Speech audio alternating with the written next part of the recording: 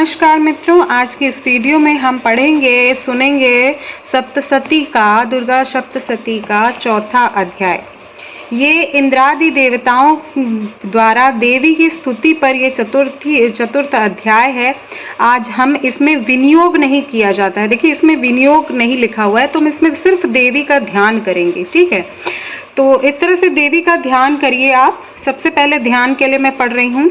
सिद्धि की इच्छा रखने वाले पुरुष को जिनकी सेवा करते हैं तथा देवता जिन्हें सब ओर से घेरे रहते हैं, उन जया नाम वाली दुर्गा देवी का मैं ध्यान करती हूँ। उनके श्री अंगों की आभा काले मेघ के समान है। वे अपने कटाक्षों में शत्रु समूह को भय प्रदान करती हैं। उनके मस्तक पर आबद्ध चंद्रमा रेखा शोभा पाती है। वे अपने हाथों में शंख, चक्र, कृपाण और त्रिशूल धारण करती हैं। उनके 3 नेत्र हैं। वे सिंह पर कंधे पर चढ़ी हुई हैं और उनके तेज तीनों लोकों में परिपूर्ण हो रहे हैं। तो इस प्रकार हम देवी का ध्यान करते हैं। उसके बाद आइए सुनते हैं चतुर्थ अध्याय का। सबसे पहले ऋषि कहते हैं, अत्यंत पराक्रमी दुरात्मा महिषासुर तथा उसकी दैत्य सेना देवी के हाथ से मारे जाने पर इंद्र आदि देवताओं को प्रणाम करने के लिए गर्दन व कंधे से झुककर उन भगवती दुर्गा के उत्तम वचनों द्वारा स्तवन करने लगे। उस समय उनके सुंदर अंगों में अत्यंत हर्ष के कारण रोमांच जो है हो गया था। देवता बोले, संपूर्ण देवताओं की शक्ति समुदाय जिनका स्वरूप है तथा जिन देवी आपकी शक्ति से संपूर्ण जगत में व्याप्त कर रखा है, समस्त देवताओं महर्षियों की पूजनीय उन जगदम्बा हम भक्ति पूर्वक नमस्कार करते हैं। हम लोगों को कल्याण करें। जिनके अनुपम प्रभाव से बल के वर्णन करने से भगवान शेषनाग, ब्रह्मा जी, महादेव भी समर्थ नहीं हैं। वे भगवती चंडिका संपूर्ण जगत के पालन व शुभ भय का नाश करने वाली विचार करें। जो पुण्यात्माओं घरों में स्वयं ही लक्ष्मी रूप से पापियों या यहाँ दरिद्रता रूप से शुद्धि अंतःकरण करने वाले पुरुषों के हृदय में बुद्धि रूप से, सत्य पुरुषों के श्रद्धा रूप में, कुलीन मनुष्य में लज्जा रूप में निवास करती हैं, उन भगवती दुर्गा को हम नमस्कार करते हैं। देवी, आप संपूर्ण विश्व का पालन कीजिए। देवी, आपके इस अचिंत्य रूप का असुरों का नाश करने वाले भारी पराक्रम में समस्त देवताओं और दैत्यों के समक्ष युद्ध में प्रकट किए हुए अपने आपके अद्भुत चरित्र हम इस प्रकार वर्णन कैसे कर सकते हैं। आप संपूर्ण जगत की उत्पत्ति का कारण हैं। आप में सत्य गुण, रजोगुण, तमोगुण ये तीनों गुण मौजूद हैं, तो भी दोषों के साथ आपका सत्संग नहीं जान पड़ता। भगवान विष्णु और महादेव जी आदि देवताओं भी आपका पार नहीं पाते। आप ही सबका आश्रय हैं। समस्त जगत आपकी अंशभूत है, क्योंकि आप सबकी आदिभूत अव्यकृता परा प्रकृति है माता। हे देवी, हे माता, संपूर्ण यज्ञ जिसके उच्चारण से सब देवता तृप्ति लाभ करते हैं, वह स्वाहा भी आप ही माता। इसके अतिरिक्त आप पितरों की भी तृप्तिका है माता, और उनकी तृप्तिका का कारण भी है माँ। अतएव हम सब लोग आपको स्वधा भी कहते हैं। देवी जी, जो मोक्ष प्राप्ति का साधन है, अचिंत्य महाव्रत स्वरूपा आपके दोषों रहित जितेंद्रिय तत्वों को ही सार वस्तु मानने वाले, मोक्ष के अभिलाषा रखने वाले मुनि जन जिनका अभ्यास करते हैं, वह भगवती परा विद्या आप ही हैं। आप ही शब्द स्वरूपा हैं। अत्यंत निर्मल ऋग्वेद, यजुर्वेद, उद्गीत के मनोहर पदों के पाठ से युक्त सामवेद का आधार भी आप ही हैं। आप देवी त्रयी हैं और भगवती हैं। इस विश्व की उत्पत्ति एवं पालन के लिए आप ही वार्ता यानी कि खेती और आजीविका के रूप में प्रकट हुई हैं। आप ही संपूर्ण जगत की घोर पीड़ा का नाश करने वाली हैं। देवी, जिससे समस्त शस्त्रों सार का ज्ञान हो, मेधा शक्ति भी आप ही है। दुर्गम भव सागर को पार उतारने वाली नौका रूपी दुर्गा देवी भी आप ही है माँ। आपकी कहीं भी आसक्ति नहीं है। कैटभ के शत्रु भगवान विष्णु वक्ष स्थल से एकमात्र निवास करने वाली भगवती लक्ष्मी तथा भगवान चंद्रशेखर द्वारा सम्मानित गौरी देवी भी आप ही हैं। आपका मुख मंद मुस्कान से सुशोभित निर्मल पूर्ण चंद्रमा के बिंब का अनुकरण करने वाला है देवी, और उत्तम सुवर्ण मनोहर कांति से कमनीय है।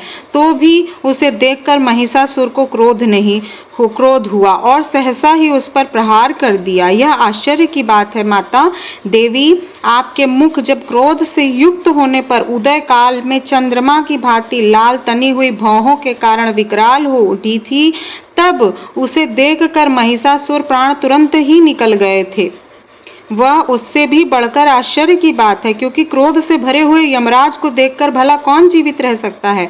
देवी आप प्रसन्न हो, परमात्मा स्वरूपा आपके प्रसन्न होने पर जगत में अभ्युदय होता है।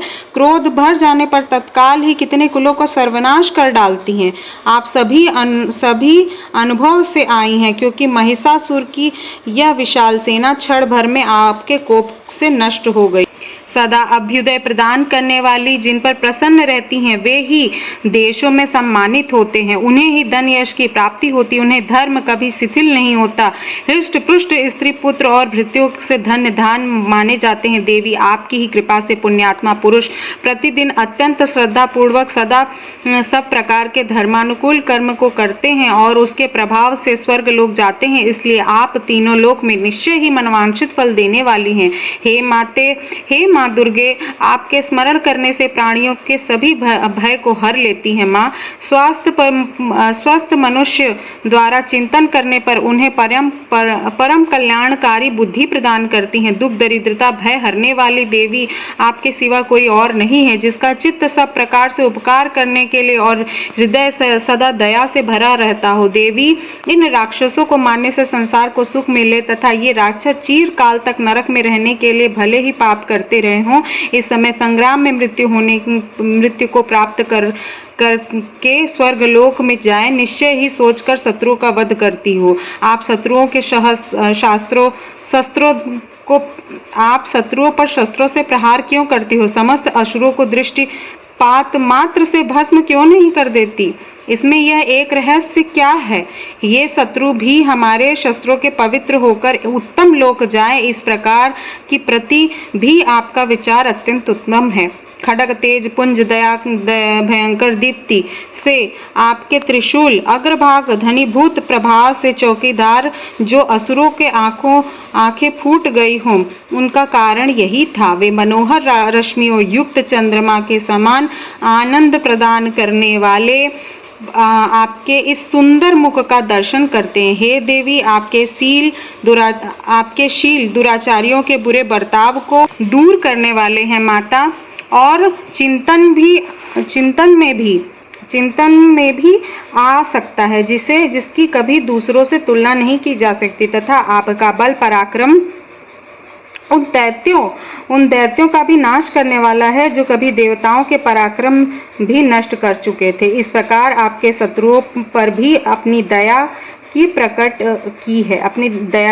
की। हे वरदायिनी माता देवी, आपके इस पराक्रम के अनुसार साथ ही तथा शत्रुओं को भय प्रदान करने वाली अत्यंत मनोहर ऐसा रूप भी आपके सिवा और कहाँ है। हृदय में कृपा और युद्ध में निष्ठुरता, ये दोनों बातें तीनों लोगों के भीतर केवल आप में ही देखी है। मात, आपने शत्रुओं का नाश करके इन समस्त त्रिलोकों की रक्षा की है, उन शत्रुओं की युद्ध भूमि मारकर स्वर्ग लोक में पहुंचाया है तथा उन्मत्त दैत्यों को प्राप्त होने वाली हम लोगों को भय को दूर कर दिया है। आपको बारंबार प्रणाम है माता देवी। आप ही शूल से हमारी रक्षा करें। हे अंबिका, आप खड्ग से हमारी रक्षा करें तथा घंटा की ध्वनि धनुष की टंकार से भी आप हम लोगों की रक्षा करें। चंडी पूर्व में पश्चिम दक्षिण दिशाओं में हमारी रक्षा करें तथा ईश्वरी अपने त्रिशूल घुमाकर आप उत्तर की दिशा से हमारी रक्षा करें। तीनों लोकों में आप जो परम सुंदरी अत्यंत भयंकर रूप में विचरते हैं, उनके द्वारा आप हमारी इन भूलोक पर रक्षा करें। अंबिके, आपके कल पल्लव शोभा पाने वाले खड्ग शूल गदा आदि जो अस्त्र हों, उन सब पर हम सब स्थानों द्वारा, सबके द्वारा आप हमारी रक्षा करें। ऋषि कहते हैं कि इस प्रकार से देवताओं ने जब जगत की माता दुर्गा की स्तुति की और नंदन वन में दिव्य पुष्पों के गंध व चंदन आदि से उनका पूजन किया, फिर सबने मिलजुल कर भक्ति पूर्वक दिव्य धूप सुगंध निवेदन की, तब देवी ने प्रसन्न होकर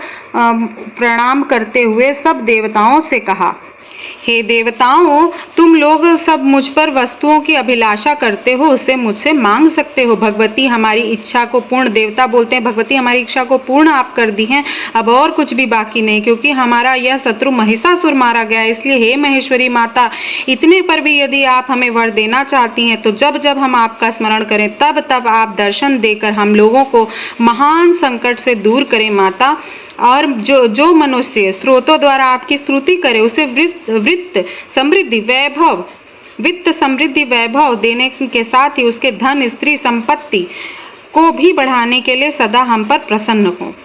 इस प्रकार का वर्णन करते हुए ऋषि कहते हैं कि राजन, देवताओं ने जब अपने जगत के कल्याण और भद्रकाली को प्रसन्न कर लिया तब वे तथास्तु कहकर अंतर ध्यान हो गई। भूपाल, इस प्रकार पूर्व काल में तीनों लोगों को हित चाहने वाली देवी जिस प्रकार से देवताओं के शरीर से प्रकट हुई थी, वह सब कथा मैंने आप सभी को सुनाई है। अब पुनः देवताओं को उपकार करने वाली देवी के दुष्ट दैत्यों शुंभ निशुंभ का वध एवं सब लोगों की रक्षा करने के लिए गौरी देवी के शरीर से प्रकट हुई, वह सब प्रसंग आप मेरे मुंह से सुनिए।